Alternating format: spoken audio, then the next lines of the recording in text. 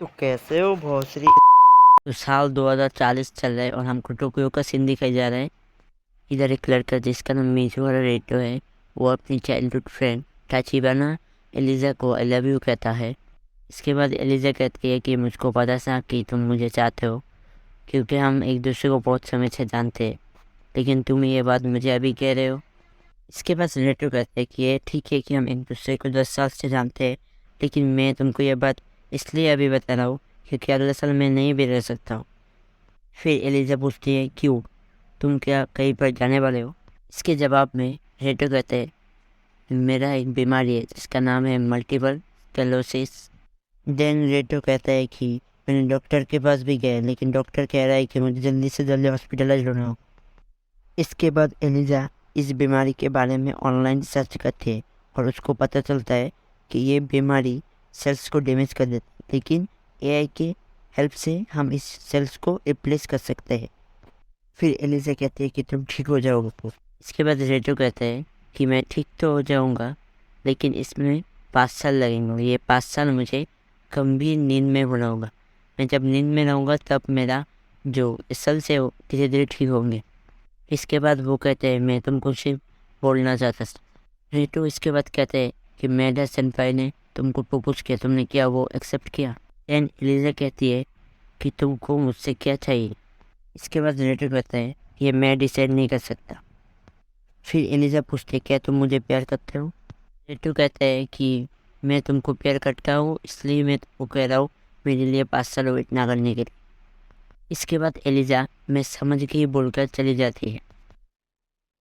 फिर scene shift होता है कार में, जब रेटो का छोटी बहन से पूछता है कि एलिजा ने क्या कहा। इसके बाद रेटो कहता है कि हम एक फैसले में आए हैं। इसके बाद रेटो का बड़ा भाई कहते हैं अच्छा हुआ ना माहिरू, तो मैं एक बात क्लियर कर दूं कि ये माहिरू इस रेटो का छोटी बहन का नाम है। इसके बाद माहिरू अपने बड़े भाई को मारती है। इसके बाद माहिरू कहती है कि तुमको रेटो के जगह पर कोल्ड स्लीपर होना चाहिए था। इसके बाद रेटो अपने मन में सोच रहा है तुमने ऐसा क्यों किया। एक ऐसा सोसाइटी जिधर मॉडर्न साइंस प्रोग्रेस हो रहा है, खाना, दवाई, कंप्यूटर सब कुछ टेक्नोलॉजी से बनाया गया है, लोग अपना मन चाहा काम करते हैं। इसके बाद रेटो का बड़ा भाई पूछता है क्या तुम ये सच में करना चाहते हो? फिर रेटो कहता है मेरे पास कोई चॉइस नहीं है। इसके बाद हम रेटो को हॉस्पिटल में देखते हैं, फिर उसका नंबर आता है। इसके बाद डॉक्टर के यहाँ पर सीन शिफ्ट होता है। डॉक्टर कहता है कि जब तुम गंभीर नींद में रहोगे तब तुम्हारा कोई हेल्थ रिलेटेड इश्यूज नहीं होंगे। जब तुम गंभीर नींद से उठोगे तब तुम एकदम ठीक होगे, लेकिन इस प्रोसेस में 5 साल लग सकते हैं। अगर तुम लकी हुए तो 3 साल में भी हो सकता है। इसके बाद हम हेटो को उस चैम्बर के बाहर देखते हैं जिधर हेटो को कभी नींद में चले जाए। इसके बाद हम माहिर को देखते हैं जो रो रही होती है, और इसके बाद हम देखते हैं रेटो का भाई भी उसको गुड बाय कह रहा है। फिर नर्स आकर बताते हैं कि पेंडेंट अलाउ नहीं है अंदर।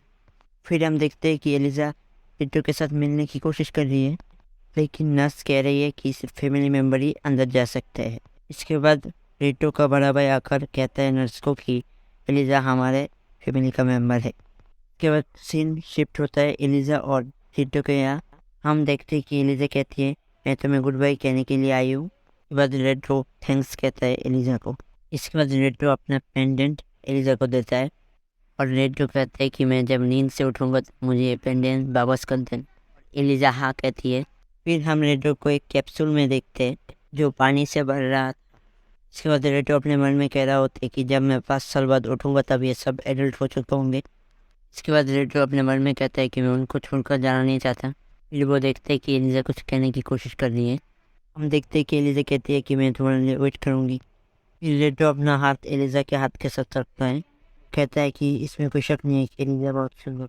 और ये कहते कहते उसका आँख बंद हो जाता है। अब हम देखते हैं कि उसका आँख खुलता है और उसके सामने एलिजा की तरह एक लड़की होती है। वो अपने मन में सोच रहा है कि एलिजा, शायद वो कहते नहीं ये एलिजा नहीं है। के बाद वो लड़की रेटो को गुड मॉर्निंग कहती है।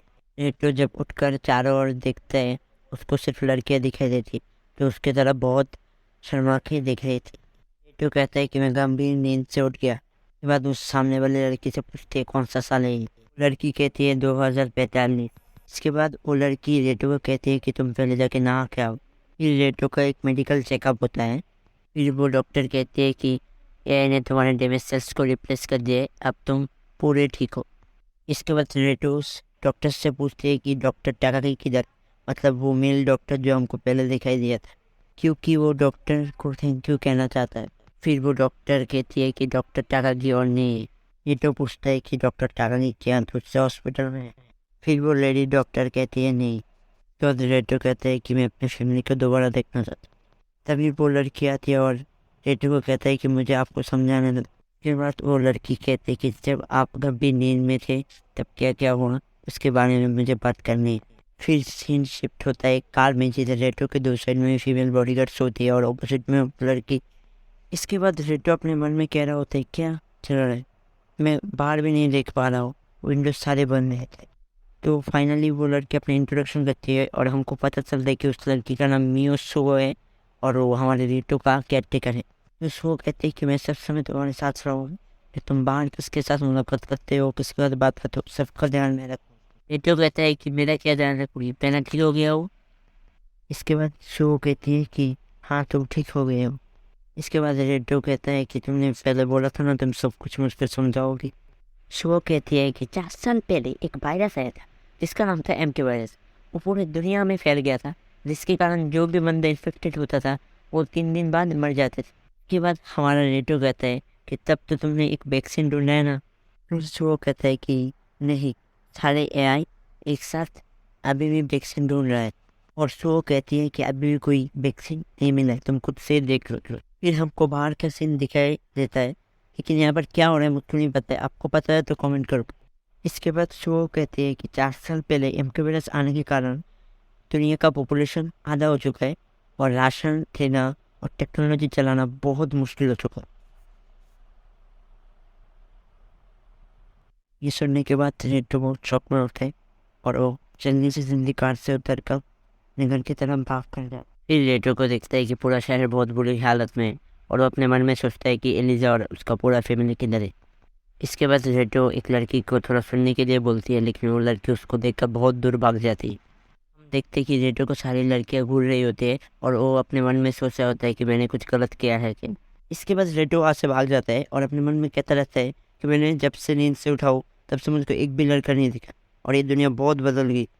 जो आते हैं और वो कहता है कि MK वायरस, जिसका पूरा नाम है मेल किलर वायरस, वो सिर्फ लड़कों को इफेक्ट करता है, जिसके कारण दुनिया के 99% लड़के मर चुके हैं और उसके कारण पूरे दुनिया में सिर्फ लड़कियां ही हैं और बहुत कम लड़के। इसके बाद रेटो कहता है कि मैं क्यों बचाऊँ, मुझे भी तो मर जाना चाहिए। इसके जवाब में शो कहती है कि हमको अभी भी पता नहीं चला है तुम क्यों बचो, लेकिन हो सकता है तुम्हारी बीमारी के कारण, ये तो तुमको जो ट्रीटमेंट मिला है उसके कारण। और वो कहती है कि इस दुनिया में सिर्फ 5 लड़के बचे हुए हैं जिनको तुम्हारे जैसे सेम ट्रीटमेंट मिली है और उनको भी मल्टीपल स्क्लेरोसिस है।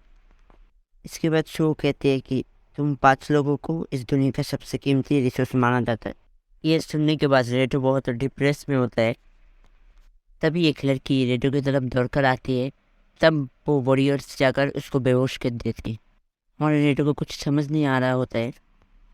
इसके बाद शो कहते हैं कि हमें इंसानियत को बचाने के लिए तुम बचाई। उसके बाद सीन शिफ्ट होता है एक टीवी पर, जिधर न्यूज़ चल रही है कि 4 साल पहले MK वायरस फैलने के कारण 3 महीने में इस दुनिया को बहुत क्राइसिस और समस्या से गुजरना पड़ा।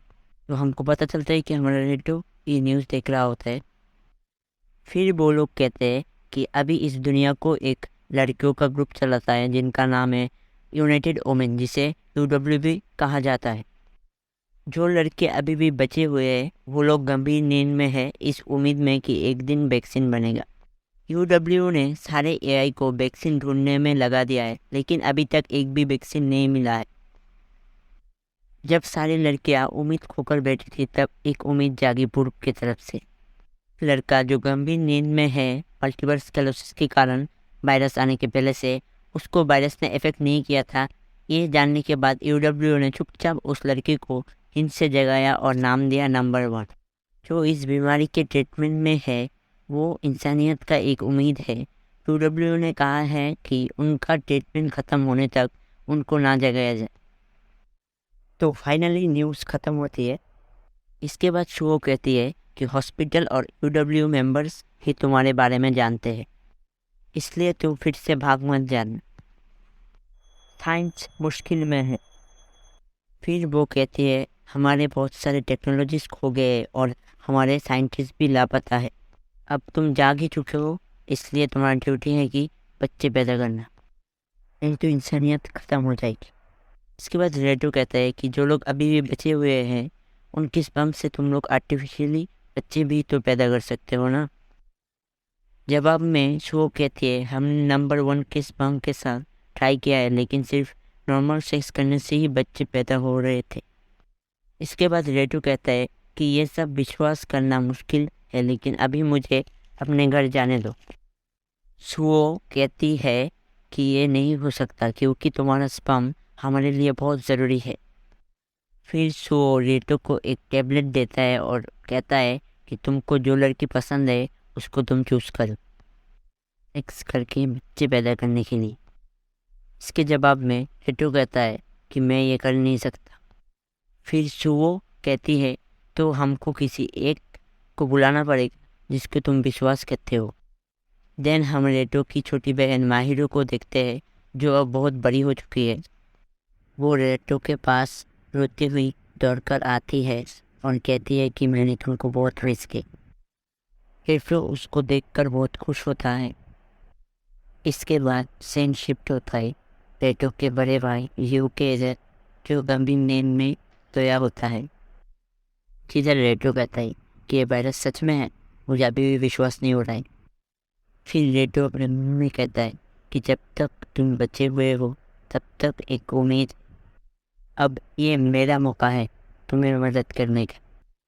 फिर रेटो कहीं जाते जाते माहिरो को पूछता है कि एलिजा कहाँ है। तब माहिरो कहती है 3 साल पहले वो अचानक गायब हो गई। की बात रेटो कहता है कि क्यों, ये वायरस तो सिर्फ लड़कों को इफेक्ट करता है ना, लड़कियों पर तो कुछ नहीं होता।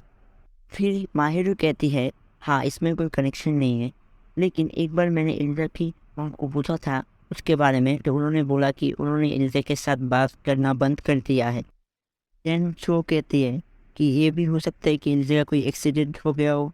ये सुनने के बाद रेटो शो को चुप करने के लिए कहती है और अपने पॉकेट से फ़ोन निकल कर एलिजा को कॉल करती है, लेकिन एलिजा कॉल पिकअप नहीं करती। के बाद हम देखते हैं कि शो किसी के साथ एक स्क्रीन पर बात करती है।